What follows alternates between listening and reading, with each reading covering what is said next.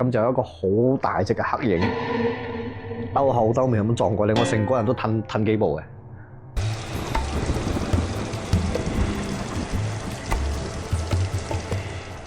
見到嘢，都係喺怡保嘅，都係怡保嘅，怡保喎，都係怡保，都係見到嘢嘅嚇。又係買賣屋見到嘅，係啱，又係做地產嘅嗰段時間見到嘅。呢一件事就係應該係前年嘅事嚟嘅，即係算係最近期嘅啦。對我發生嘅事啦。兄弟都幾有緣分咁樣。其實我都唔知點解啦。唔知點解。不過我係唔會再驚啦。我唔會驚咗啦。即係因為我知道佢哋傷害唔到我。咁呢單嘢又點樣開始嘅？OK， 咁呢一單嘢咧就係因為我個地產公司嘅老細啦，咁佢有一間屋咧係好舊嘅屋啦，係一間板屋嚟嘅，差唔多冧咁滯㗎啦。板屋要賣。係啦，可以賣。跟住叫我去啦，咁我就幫佢攞鎖匙開門入去影相啦，因為我哋要打廣告嘛。同樣我哋每次做翻同樣嘅嘢，例牌啦。咁間屋咧，咁我就一入到去咧就冇咩感覺嘅，即係冇話好驚啊，或者係冇管動啊之類嘅嘢冇㗎。當我行咗入去之後咧，佢中間廚房嗰度咧係有個天井嘅，即係開山睇到。冇得開山嘅，係開住㗎啦。開住。開住嘅係。即係落水會雨淋。係啦，啱。OK。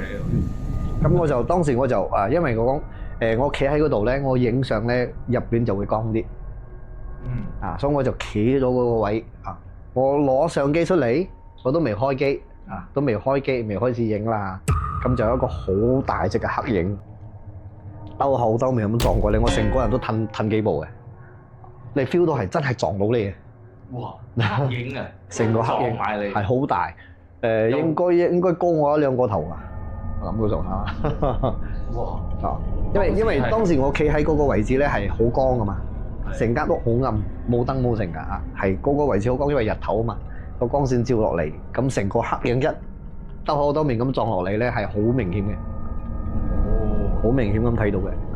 你唔會覺得係其他嘢咁撞埋你，或者係風啊咩啊？風冇可能吹得喐我啊嘛， OK，係嘛？我企喺海邊都未吹得喐我啦，企喺屋企入邊嘅點樣吹得喐我？冇可能嘅事嚟嘅。撞埋你嗰陣時，佢撞到你係 feel 到係有嘢撞你。你褪後，係啊，哇！褪開2步啊，褪開2步，褪開2步，係。有冇嗰種壓力嘅感覺？壓力就冇啦，撞嗰陣時嘅感覺係點？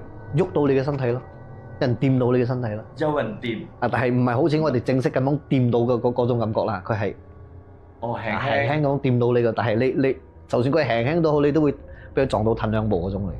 即係唔係風咁樣撞，係好似感覺上有一個實體咁樣碰撞。係，但係佢比實體又虛假少少啦，冇咁實體啦，可以咁講啦。唔係好硬，但係好似有嘢咁樣。係啦，就咁樣俾佢撞到落去啦。咁當時我就唔驚嘅，我係冇驚嘅。咁當時我就有嘢撞到我喎，哇！好明顯我睇到係你㗎啦，肯定係㗎啦。所以我繼續影相，影完相之後我就閂門走啦。哇！你都完全冇驚嘅感覺。果然係老師。都真係會麻木嘅感覺。雖然見得唔係好多次啦，加埋應該都係真實見到嘅係1、2、3次咯。呢3次啦，就係呢3次啦。哇！真實見到嘅啦，其他嗰啲都係聽到聲啊、聞到味道啊之類嘅。當時係會係唔知挨晚啦，定係中午嚟㗎？食完飯之後有段時間嚟嘅。因為佢講，如果係喺入夜之夜時間，大概聽啲玄學嘅師傅講啊，3點過後會呢個會見到啊，或者碰撞到呢啲咁嘅嘢。到12點鐘你都撞到。大概係接近2點咯。因為我哋嘅 lunch time 唔一樣，我哋嘅 lunch time 係冇定時嘅。通常我哋都係1點幾先食飯。食完飯之後我就過去啦。過去開門影相啦，咁樣大概估計應該係大概2點鐘左右啦。